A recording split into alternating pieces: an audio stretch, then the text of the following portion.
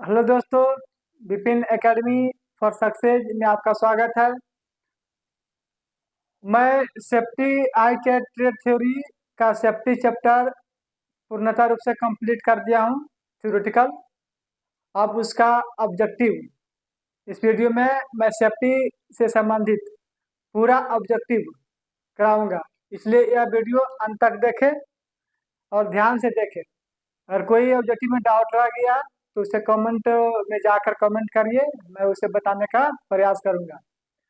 और इसी तरह से मेरा सभी चैप्टर, अगर आई ट्रेड का सभी चैप्टर पढ़ना है तो मेरे चैनल को सब्सक्राइब कर दीजिए, तो आपको नोटिफिकेशन आते रहेगा। मेरा चैनल है Vipin academy for success.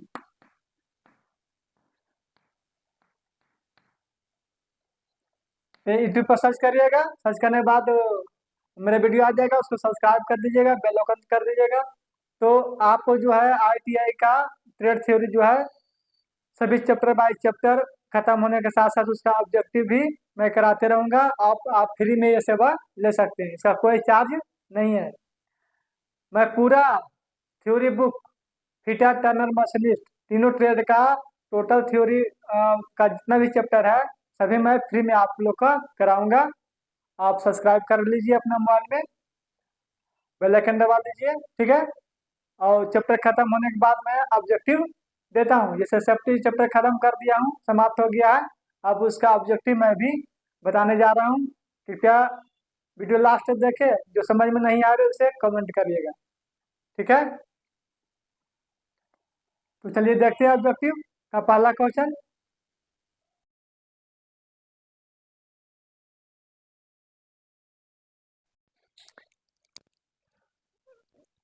कार्बोनेशियम fire लकड़ी की आग को एक क्लास की आग कहते हैं। इसे बुझाने के लिए प्रयोग किया जाता है soda acid fire extinguisher.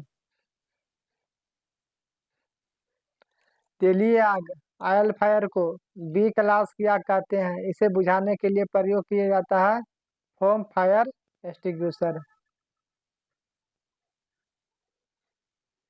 Gas की आग, गैस द्वारा लगी आग को सी क्लास की आग कहते हैं। इसे बुझाने के लिए प्रयोग किया जाता है ड्राई पाउडर।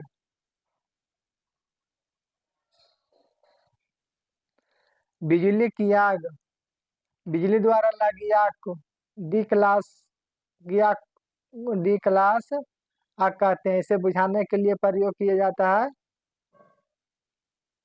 हेलोन अग्निशामक, हेलोन अग्निशामक।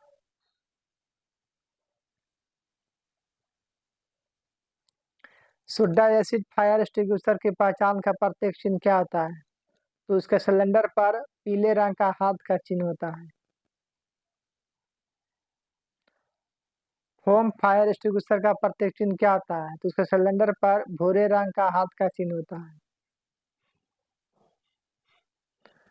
चेतावनी चिन्ह की आकृति कैसी होती है? तो त्रिभुजाकार में होती है। चेतावनी चिन्ह का आकृति किसमें होता है? त्रिभुजाकार के अंदर होता है। किस सुरक्षा चिन्ह का आकार गोल्ड रंग, नीला रंग तथा चिन्ह सफेद रंग का होता है? तो आदेशात्मक चिन्ह का होता है। किसका होता है? आदेशात्मक चिन्ह होता है, गोल आकृति में होता है।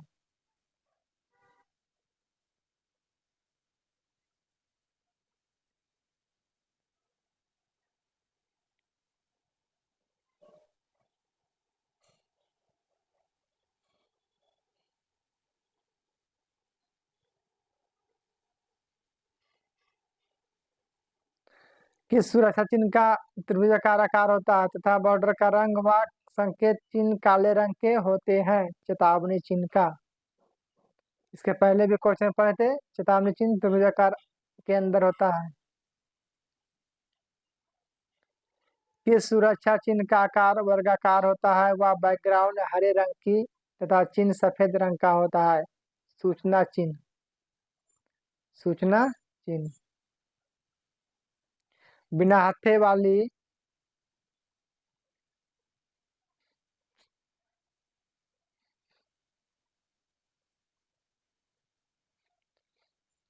बिना हत्थे वाली रेती का प्रयोग करने से क्या प्रभाव पड़ेगा? तो चोट लग सकती है। बिना हैंडल वाले रेती का प्रयोग करेंगे तो चोट लगने की संभावना होती है।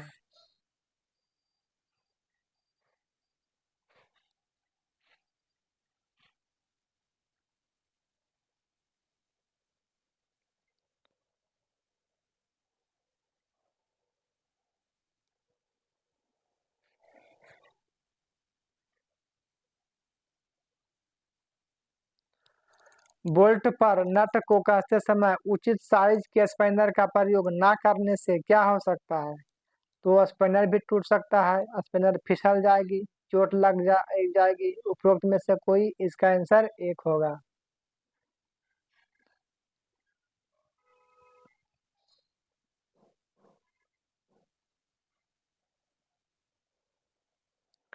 मशरूम फेस हथौड़े के प्रयोग करने से क्या होता है? तो मशरूम मतलब समझते हैं हथौड़ा का, जो हथौड़ा पीटते पीटते साइड साइड से मशरूम जैसा हो जाता है, निकल जाता है, उसे मशरूम फेस कहते हैं। तो मशरूम फेस हथौड़ा से नहीं करना चाहिए, क्योंकि हैमर फिसलने का चांस ज्यादा रहता है।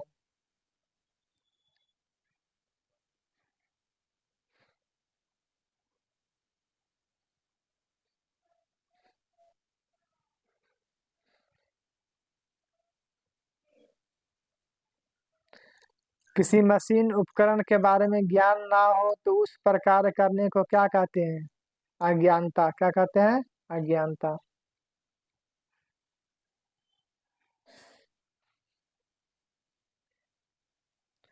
किसी उद्योग में आग लगने का कारण निम्न में से कौन सा नहीं है?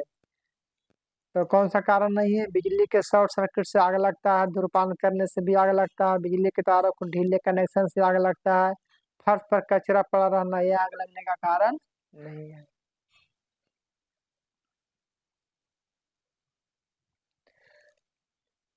निम्नलिखित में से दुर्घटना होने का कारण नहीं है? लापरवाही से दुर्घटना होती है, अज्ञानता से दुर्घटना होती है, लगन में कमी रहने से दुर्घटना होती है। घायल इसका आंसर हो जाएगा सुनिश्चित ढंग से कार्य संपन्न करना से दुर्घटना की चांस नहीं रहती है।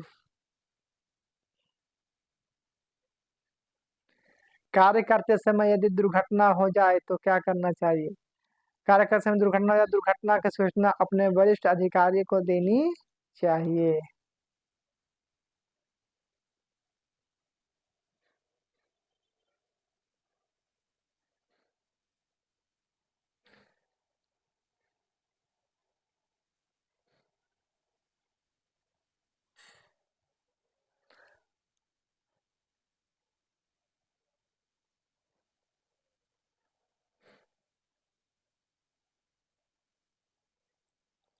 तो यदि एक मरीज मुंह से मुंह श्वसन प्रक्रिया करने का सही प्रतिक्रिया ना करे तो प्राथमिक उपचार को निम्न करना चाहिए। क्या करना? तुरंत चिकित्सा सहायता देनी चाहिए।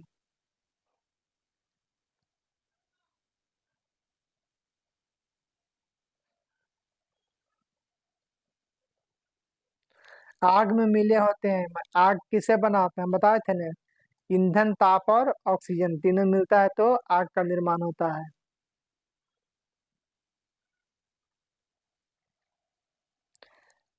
तेलीय फर्श को किसके द्वारा साफ करना चाहिए?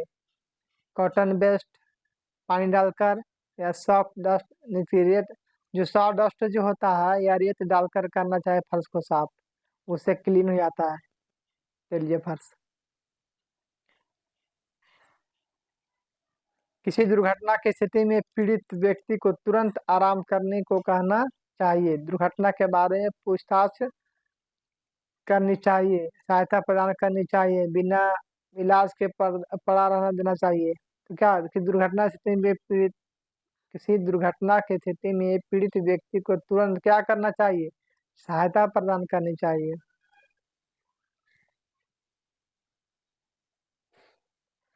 दुर्घटना से बचे रहने का अच्छा तरीका क्या है? दुर्घटना से बचे रहने का अच्छा तरीका क्या है?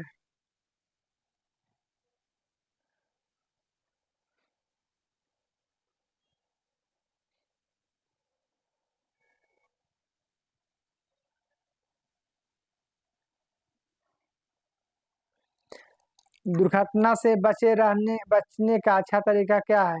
तो सबसे अच्छा तरीका है जॉब, मशीन और कार्य के स्थान से संबंधित सुरक्षा नियमों का पालन करना।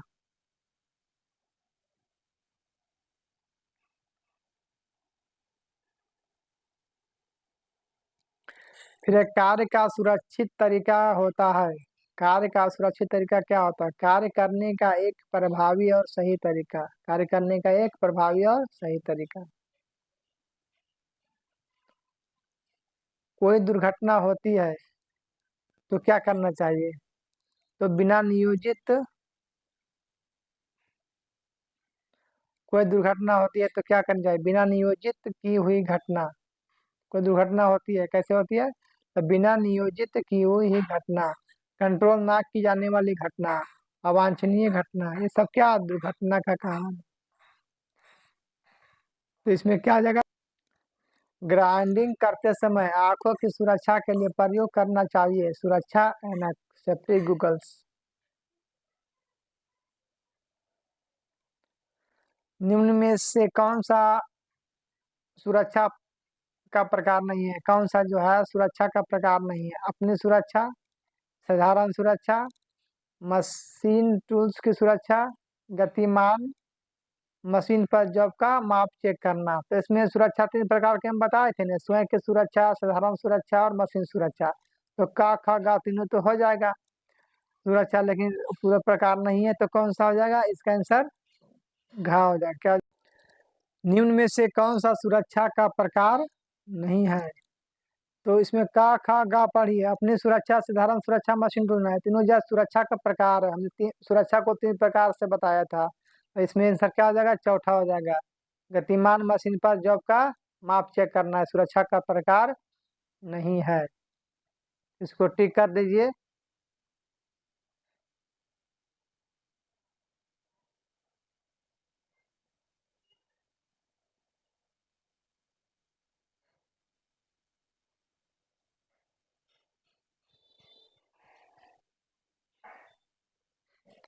गतिमान मशीन पर जॉब का माप चेक करना। नीचे दिखाया गया है कि किस चेतावनी को प्रकट करता है?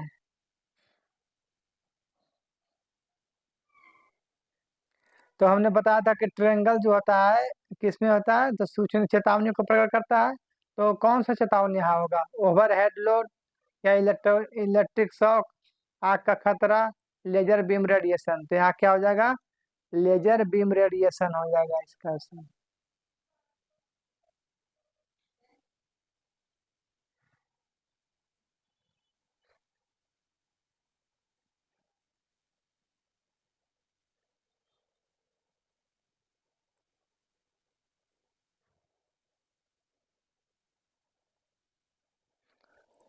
जो मशीन किसी विशेष उद्देश्य की पूर्ति के लिए बनाई जाती है उसे क्या कहते हैं? विशेष उद्देश्य के लिए जो मशीन में जाते हैं उसे ही मशीन कहते हैं। तो जिस पर विभिन्न प्रकार के ऑपरेशन कर सकते हैं उसे मशीन टूल्स कहते हैं। तो यहाँ कौन सा सही जो विशेष काम करता है? सिलाई मशीन से सिलाई करता है, चारा काटने वाली मशीन चारा काटता है। तो इसका आंसर क्या हो जाएगा? का और खा।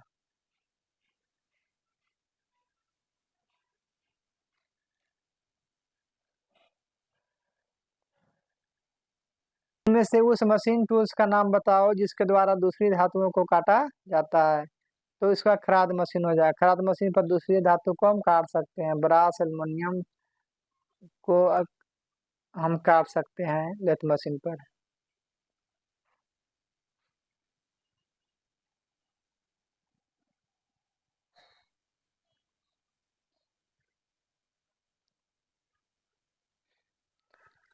निम्न में से उस मशीन टूल्स का नाम बताओ जिसके प्रयोग करने से जॉब का वजन बढ़ता है। तो कौन सा मशीन टूल्स का प्रयोग करेंगे तो जॉब का वजन बढ़ जाएगा? खराद मशीन पर तो धातु को छीलते हैं तो वेट कम जाएगा, मोल्डिंग में ढालते हैं तो उसका वेट बढ़ेगा नहीं। तो वेल्डिंग मशीन, सेपर मशीन में भी धातु को छीला जाता है, काटा जाता है तो उसमें वेट नहीं बढ़ेगा। तो वेल्डिंग मशीन जोड़ने का काम करता है, इसमें एक्स्ट्रा मटेरियल लगा के हम क्या करते हैं? उसको जोड़ते हैं, इसलिए भार क्या जाता है? बढ़ जाता है। इसका आंसर क्या हो जाएगा? Welding machine.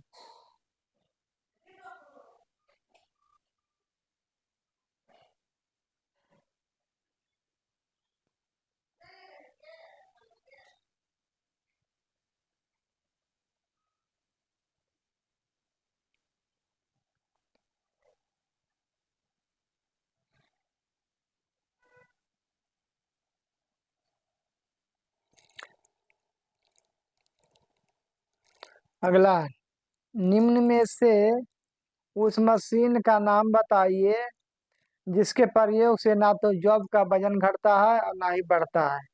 अभी हम बताए थे इसके पहले वाला क्वेश्चन में, मोल्डिंग मशीन में जितना मटेरियल डालेंगे वह उतना ही रहेगा, उसका द्रव्यमान बढ़ता घटता नहीं है।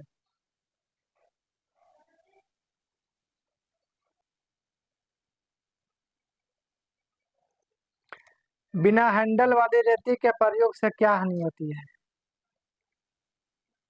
तो चोट लग जाएगी, इसमें क्या हो जाएगा? चोट लगने की संभावना होती है।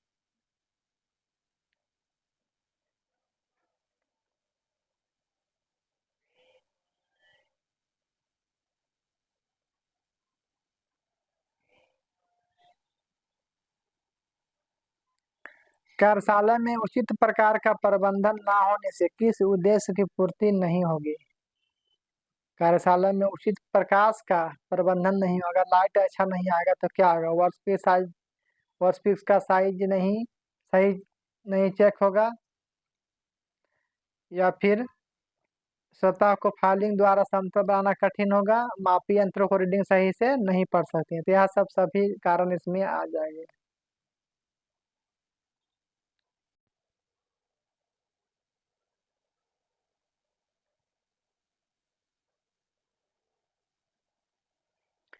निम्न से किस कारण से भार उठाने तथा ले जाने में से कठिनाई होती है? तो वस्तु का आकार बड़ा होना, उससे भी दिक्कत होगा। भार उठाने वाला स्थान गलत होगा, उससे भी नहीं होगा।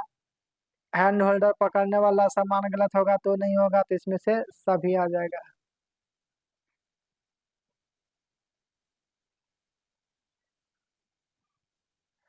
निम्न में से भार उठाने के संबंध में कौन सा कथन सही है? तो भार उठाने का कौन सा कथन जो है सही है? पढ़िए ऑप्शन। भार उठाने वाले व्यक्ति की क्षमता, भार को कहाँ से कहाँ तक ले जाना है, भार उठाने वाले व्यक्ति अस्वस्थ होना, या उपरोक्त में से कोई एक। तो कौन सा कथन सही है? तो सभी इसमें सही है, तो कोई भी एक क्या हो जाएगा? सही हो जाएगा।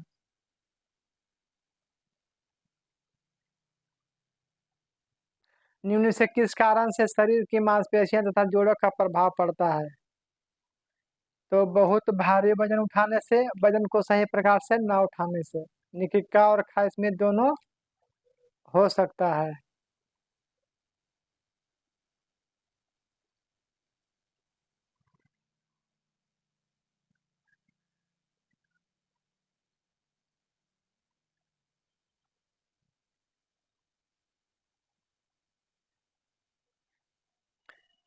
वर्कशॉप में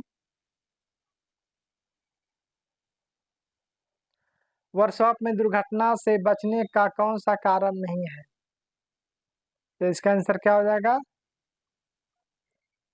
आग बुझाने वाले उपकरणों का ना होना, यह कोई कारण नहीं है। ऑप्शन देख सकते हैं बढ़िया से। मशीनों को घूमने वाले पार्टों का गार्ड लगा होने का कारण है, ठीक है। मशीन टूल्स पर उचित प्रकाश न होना यह कारण है। ज्वलनशील पदार्थों को अलग रखना है कारण दुर्घटना का है, लेकिन आग बुझाने वाला उपकरण का ना होना।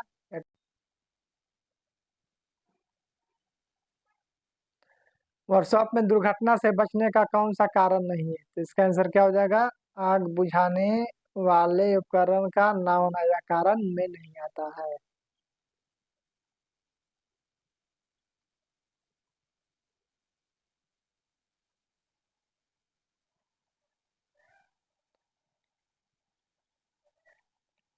निम्न में से दुर्घटना होने से बचने का क्या कारण है? दुर्घटना से बचने का क्या कारण है? तो उचित ड्रेस का प्रयोग करना। ये क्या है? दुर्घटना से बचा जा सकता है, अच्छा ड्रेस पहनेंगे जो चाहिए तो उससे दुर्घटना से बचा जा सकता है।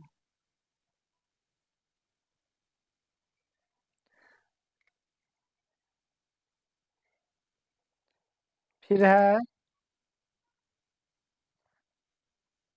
निम्न में से दुर्घटना होने का क्या कारण है? तो बिजली के नंगे तारों पर पानी फेंकना, इससे दुर्घटना, बिजली का झटका लग जाएगा। हैमर का हैंडल मजबूती से फिट नहीं होगा तो हैमर निकल कर किसी को लग सकता है। जिस कार्य के बारे में ज्ञान ना उसे करना, उसे दुर्घटना होने की संभावना हो सकती है। तो इसका आंसर हो जाएगा उपरोक्त सभी। निम्न में से कार्यशाला में आग लगने का कारण नहीं है। वेल्डिंग के गैस सिलेंडर से धूम्रपान करने से, बिजली के लंग ढीले कनेक्शन से सभी से आग लग सकता है, लेकिन वर्कशॉप को का साफ सुथरा रखा रखा जाए तो उससे आग नहीं लगता है।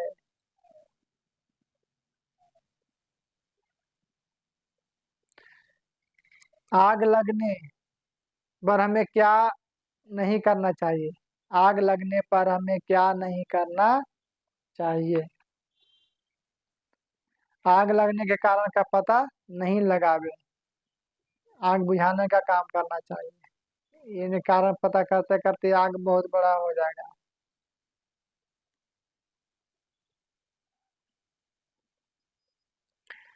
प्राथमिक चिकित्सा को किन बातों का ध्यान रखना चाहिए?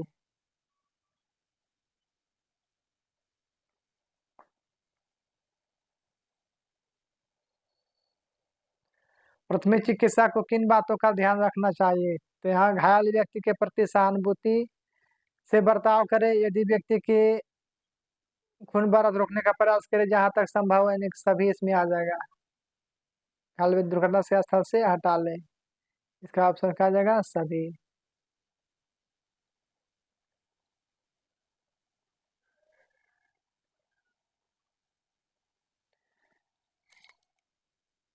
यदि यदि आंख में कोई रसायन कण गिर जाए तो हमें क्या नहीं करना चाहिए? तो आंखें को नहीं मलना चाहिए। कोई भी आंख में पड़ जाए तो आंख में नहीं मलना चाहिए।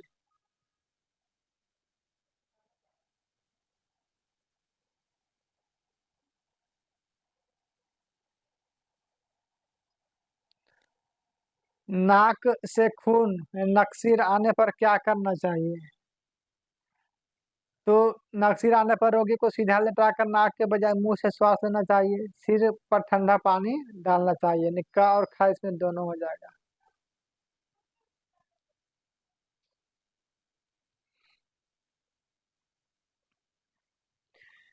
ड्रिल मशीन से कटे हुए बुरादे को ब्रश से साफ करें, हाथ से साफ करें, सफाई कर्मचारियों से साफ करवाए, कौन सा इसका ऑप्शन होगा?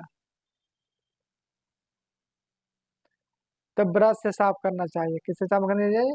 ब्रश से। शाला में कार्य करते समय दुर्घटना हो जाए तो क्या करना चाहिए? दुर्घटना की सूचना अपने अधिकारियों को शीघ्र देनी चाहिए।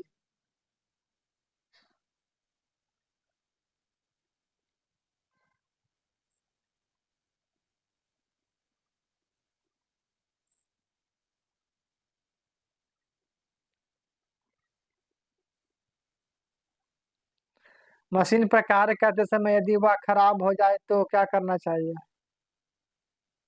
मशीन का स्विच तुरंत बंद कर दे। मशीन छोड़कर भागना नहीं चाहिए।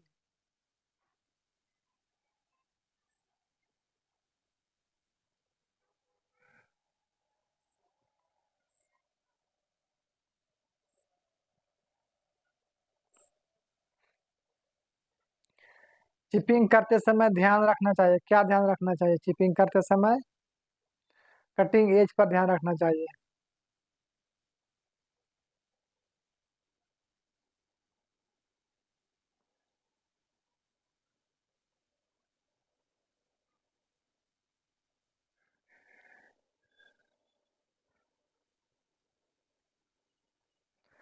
बिना पच्चर यानी बिना वेज वाले हथौड़े का प्रयोग करने से क्या हो सकता है? हैमर हैंडल से निकल सकता है, चोट लग सकता है, हैमर हैंडल पर घूम सकता है। इसमें से सभी हो जाए।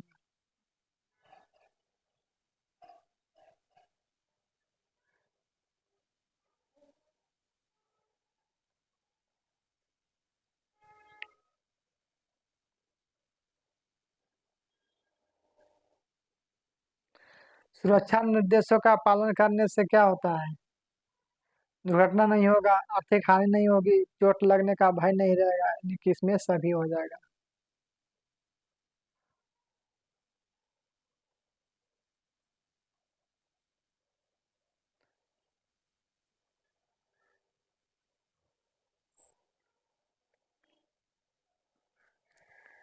भारी वस्तु उठाते समय ध्यान रखा जाता है कि क्या ध्यान रखना चाहिए? वजन उठाते समय इतना झुके कि पीठ सीधी रहे, सही बात है। वजन उठाते समय टांगे को सीधा रखे, सब पढ़ाए थे आप सेफ्टी में हम।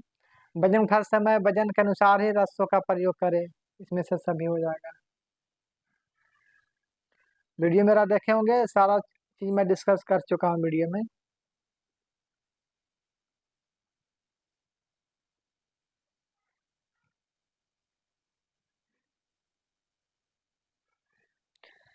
निम्न में से कौन सा आग लगने का कारण है? इसमें कौन सा जो है आग लगने का कारण? बिजली के तारों पर ओवरलोड देने से भी आग लगती है, मूविंग पार्टों को लुब्रिकेशन ना होने से भी आग लगती है, लेकिन उपरोक्त का और खा दोनों हो जाएगा इसमें।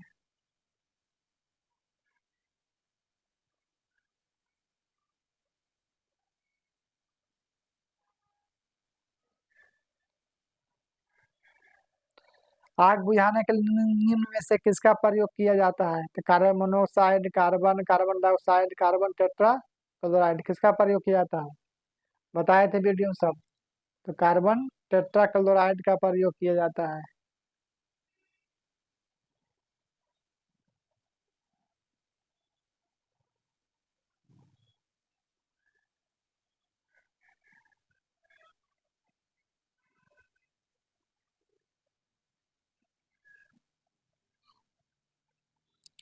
चेतावनी संकेतों को बताने के लिए किस आकार का प्रयोग किया जाता है? इससे पहले वाला क्वेश्चन में हो चुका है।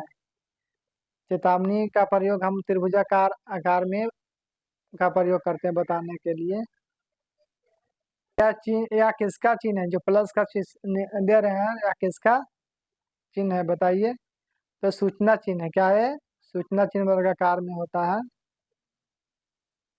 सूचना चिन्ह।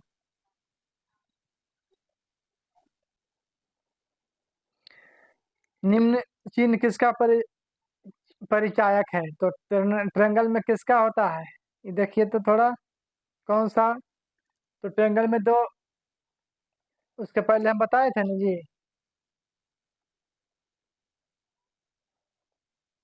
एक रेडिएशन ला बताया था ना सूचना चिन्ह का। तो इसमें आयनीकरण विकिरण का जोखिम को दर्शा रहा है, इसका आंसर हो जाएगा हाँ।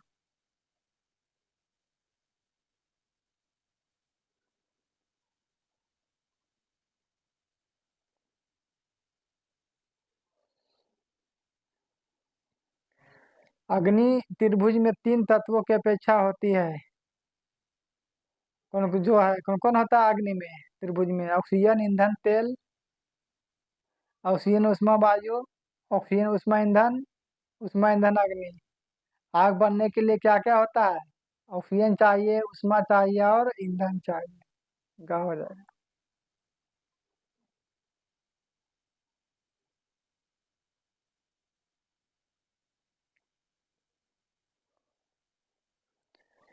बिजली की आग बुझाने के लिए इनमें से कौन सा अग्निशामक का प्रयोग नहीं किया जाना चाहिए? बताइए इसमें किसका प्रयोग करेंगे, किसका प्रयोग नहीं करेंगे? तो लिक्विड का प्रयोग इसमें नहीं होता है, जैसे पानी हो गया, झाग अग्निशामक, ये सब प्रयोग करने से लिक्विड का प्रयोग करेंगे तो हमें बिजली का झटका लगने का चांस रहता है, इसलिए झाग अग्निशामक का प्रयोग नहीं करेंगे।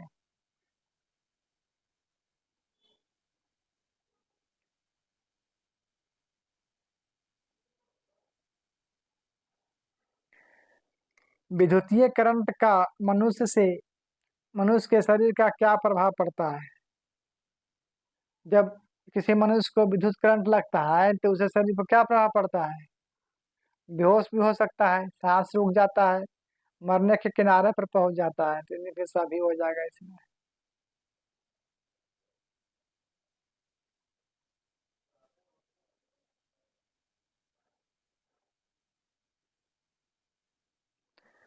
अगला क्वेश्चन देखिए।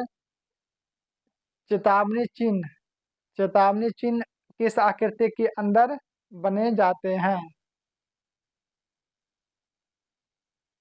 बताइए, चेतावनी चिन्ह किसमें होता है? त्रिभुज में होता है, बताए थे ना इसका पहले। चेतावनी चिन्ह त्रिभुज के अंदर बनाया जाता है।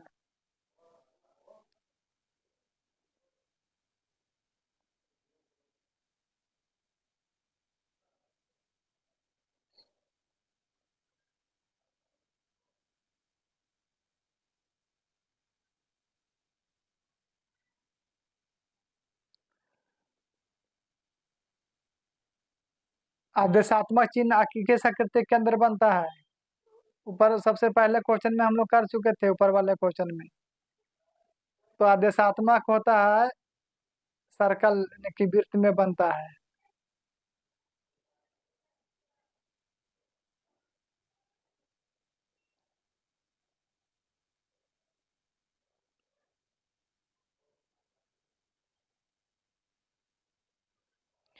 निषेधात्मक चिन्ह किस आकृति में बनता है?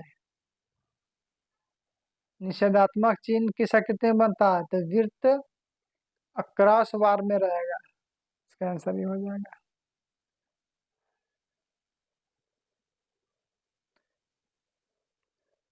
पीपीईएस का अर्थ क्या होता है?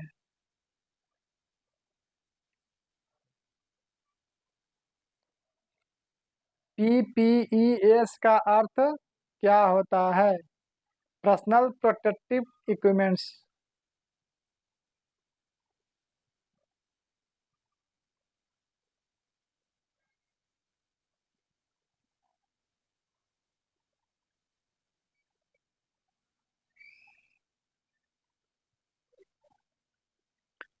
निम्न में से कौन सा सॉफ्ट स्किल से संबंधित नहीं है?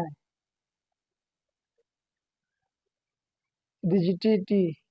रिजिडिटी जो है सॉफ्ट स्किल से संबंधित नहीं है।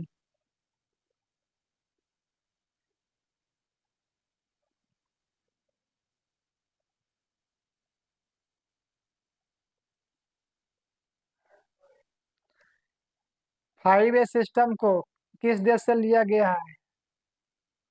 बताए थे ना 5S के बारे में। कौन देश से लिया गया? जापान से लिया गया है।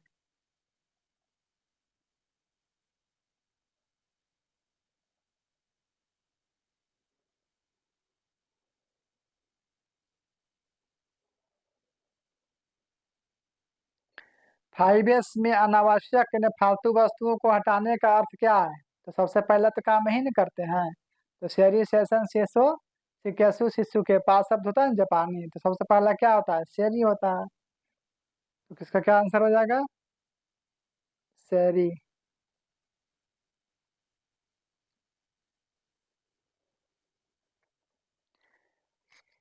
फिर है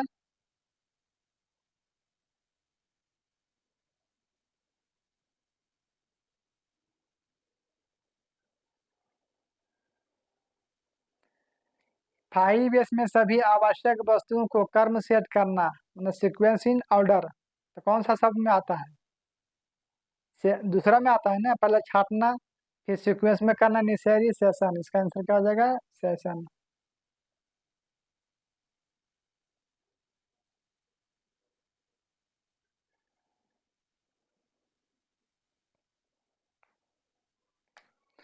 फिर 5S में वर्कशॉप कार्यस्थल को साफ सुथरा रखना किसके अंतर्गत आता है?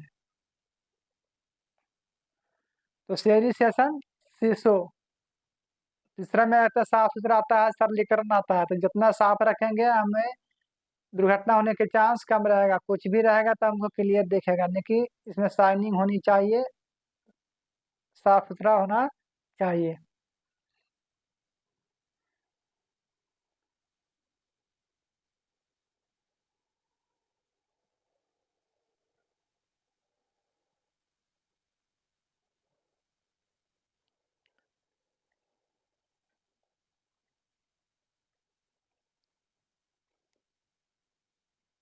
5S में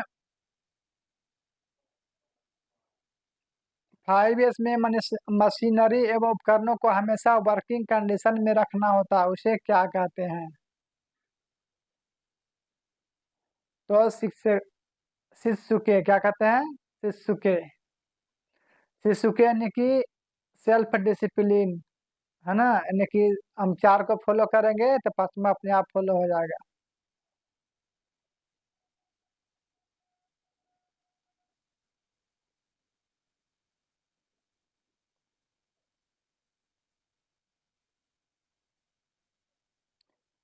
फाइव इसमें वर्कशॉप, कार्यस्थल की सफाई का निश्चित स्तर रखा जाता है, जिसे क्या कहते हैं? तो सफाई से स्तर रखा जाता है तो किसमें? सिकेसु में। सिकेसु।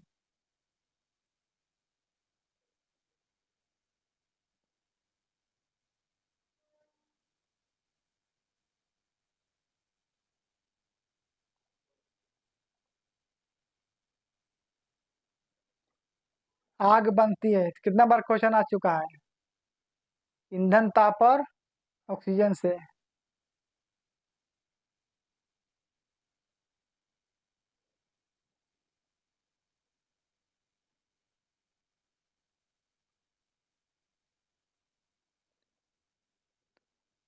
कार्बोनेशियम फायर को क्या कहते हैं? यानी कि लकड़ी की आग।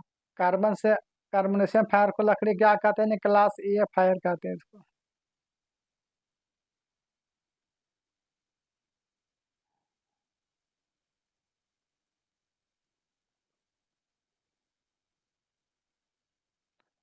क्लास ए की आग को बुझाने के लिए प्रयोग किया जाता है, किसका प्रयोग? सोडा एसिड फायर एक्सटिंग्विशर का। तो शुरू में ही हम लोग देख लिए थे।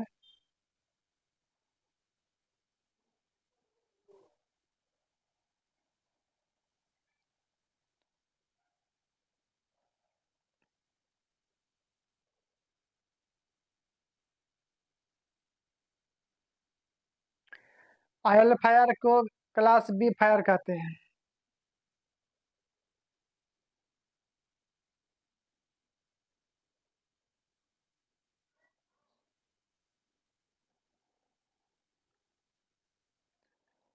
क्लास बी क्लास की आग को बुझाने के लिए, यानी कि ऑयल फायर के आग को बुझाने के लिए किसका प्रयोग करते हैं? तो फोम फायर एक्सटिंग्विशर का प्रयोग करते हैं।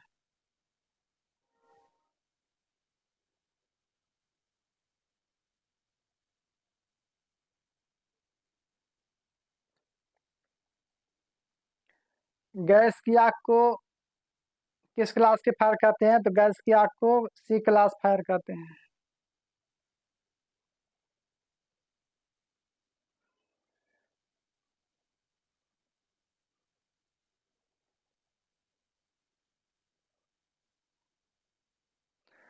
सी क्लास की आग को बुझाने के लिए प्रयोग किया जाता है, बताइए। ड्राई पाउडर, गैस के पिछले सब शुरू में हो गया क्वेश्चन, उसी को रिपीट होगा।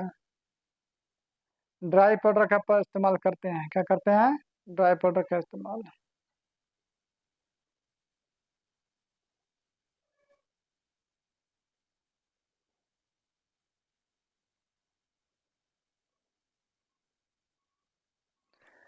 बिजली द्वारा लगी आग को किस श्रेणी के आग कहते हैं?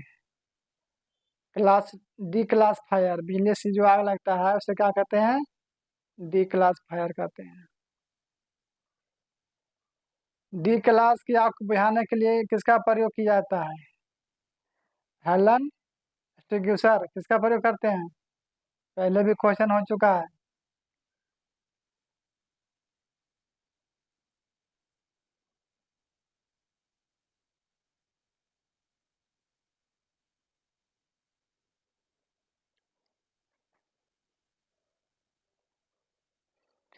चलिए, समाप्त हो गया यहाँ पर। सेफ्टी संबंधित प्रश्न समाप्त हो गया है।